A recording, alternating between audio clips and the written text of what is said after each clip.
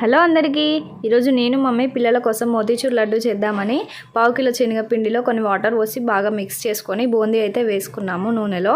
So బాగా fry అవ్వద్దు, కొంచెం నార్మల్గానే అయిన తర్వాత దాన్ని మిక్సీ పట్టుకోవాలి పౌడర్ లాగా. ఆ తర్వాత ఒక ప్యాన్లో మంచిగా ఒక కప్ అయితే షుగర్ వేసుకున్నాను.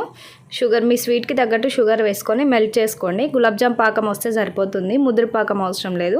అందులో ఇలాచీ పౌడర్, నేనైతే ఎల్లో ఫుడ్ కలర్ వేసుకున్నాను, మీకు కావాలంటే ఆరెంజ్ అండ్ రెడ్ కూడా వేసుకోవచ్చు.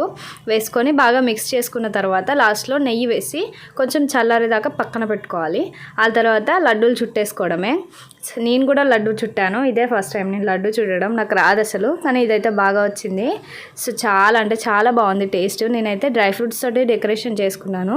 మీలో ఎంతమందికి మోతీచూర్ లడ్డు ఇష్టమో కామెంట్ చేయండి. పిల్లలు చాలా బాగా ఎంజాయ్ చేస్తున్నారు లడ్డూలని. ఒక్క లడ్డు కూడా మిగలకుండా తినేశారు. మమ్మీ కూడా చాలా ఇష్టంగా తిన్నది.